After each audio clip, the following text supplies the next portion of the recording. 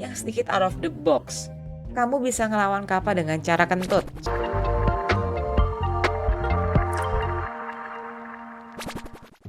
Pernah dengar makhluk setengah katak, setengah kura-kura? Kenalin, kappa, si yokai dari Jepang. Makhluk satu ini suka tinggal di sungai dan rawa, terus punya piring air di atas kepalanya. Dan katanya, bisa narik manusia ke dalam air. Tapi tunggu dulu, kappa itu cuma mitos atau beneran dipercaya nyata? Oke, biar tahu apakah kappa ini beneran nyata atau cuma mitos, Mbak Em akan bahas lebih lanjut soal si kappa ini. Kappa merupakan salah satu yokai Jepang yang paling populer. Nama kappa sendiri punya arti river child atau anak sungai. Dari namanya aja, mungkin kamu udah bisa nebak ya, dia itu yokai kayak apa? Yes, mereka tuh yokai yang tinggal di sungai, kolam, rawa, dan juga danau yang ada di seantero Jepang. Kappa sering digambarin memiliki tubuh berwarna hijau dengan ukuran seperti anak kecil. Tapi jangan salah nih, meskipun kecil, mereka ini sangat berbahaya. Ciri-ciri lain si kappa, di atas kepalanya tuh mereka punya semacam piring yang isinya air dan rambut yang tumbuh di sekitarnya. Mereka juga punya paruh runcing berwarna kuning, punggung dengan tempurung seperti kura-kura, dan tangan serta kaki yang berselaput mirip katak. Mereka nih punya nama yang berbeda-beda di setiap daerah di Jepang nih, khususnya pada periode Edo yaitu tahun sekitar 1603 sampai 1868. Di Kamigata, orang-orang tuh menyebut kappa sebagai Kawataro atau Gataro. Di Tohoku, mereka dikenal dengan nama Medochi. Di Hokuriku, disebutnya Mijushi. Di Jugoku dan Shikoku, yang dikenalnya dengan nama Enko. Dan di Kyushu, sebutannya Hyosube. Nah, karena sampai ke abad 18, Kamigata, wilayah termasuk Osaka dan Tokyo nih ya, yang menjadi pusat budaya Jepang. Jadi saat itu kapal lebih dikenal dengan nama Kawataro atau Gataro. Seperti juga bisa dilihat di ensiklopedia Wakan Sanseizue tahun 1712 karya Terajima Ryoan. Barulah pada abad 19, Edo, sekarang Tokyo, mulai memimpin dunia publishing lewat meningkatnya percetakan balok kayu yaitu ukiyo-e dan produksi buku bergambar atau kusajoshi. Saat itulah penggunaan nama kappa jadi lebih populer. Kappa pernah muncul di Nihon Shoki, khususnya di volume 8, di mana Kaisar Keiko memerintahkan pemusnahan makhluk jahat yang tinggal di sungai, yang salah satunya disebut sebagai roh air. Di periode Edo, kappa mulai dikenal luas setelah munculnya di drama teater kabuki dan seni ukiyo-e. Lalu di tahun 1910, kappa juga pernah muncul di buku cerita rakyat paling terkenal dan berpengaruh yaitu Tono Monogatari. Di periode Edo, kappa tuh digambarkan sebagai makhluk mengerikan yang suka menyeret manusia ke dalam air, kemudian mangsa organ tubuh manusianya, dan shirikodamanya manusia. Shirikodama itu bola mistis di anus yang dipercaya berisi jiwa manusia. Konon, kappa itu sangat terobsesi dengan shirikodama karena menurut legenda, manusia nggak akan survive tanpa shirikodama. Jadi kalau misalnya shirikodamanya diambil, manusia itu akan meninggal. Selain manusia, kappa juga suka nenggelamin kuda atau hewan lain untuk meminum darah mereka melalui anusnya. Kappa juga punya sisi usil. Salah satunya tuh mereka suka ngintipin wanita yang pakai kimono. Terus, mereka ini juga suka sumo.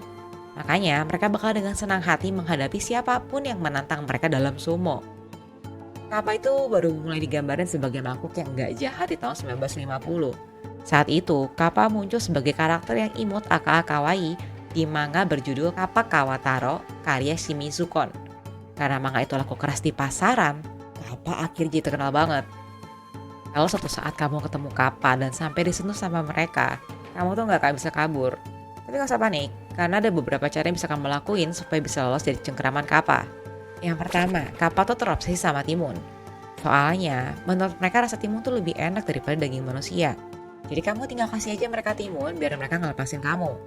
Nah karena ini juga, konon katanya di zaman Edo dulu, orang-orang tuh punya kebiasaan ngelempar timun yang ditulisin nama mereka atau anak mereka beserta tanggal lahirnya. Soalnya dipercaya dengan melakukan hal ini, mereka akan dibiarkan hidup sama selama ke depan oleh si kappa.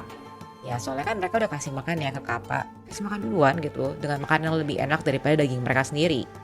Tapi nih, kalau kebetulan kamu tuh lagi gak bawa timun, cara lain yang bisa kamu lakuin adalah dengan membungkukkan diri ke mereka layaknya orang Jepang.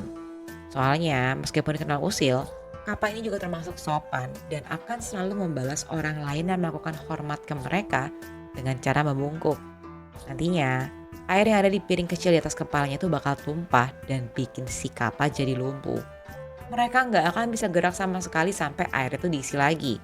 Karena itu, kalau kamu isiin airnya lagi, mereka bakalan langsung ngerasa berutang budi sama kamu dan bakal bersedia jadi pelayanmu untuk selamanya. Terus, kalau kamu ada besi nih, kamu juga bisa pakai besi itu buat ngelawan kapak karena mereka benci banget sama besi. Terakhir, yang sedikit out of the box, kamu bisa ngelawan kapak dengan cara kentut.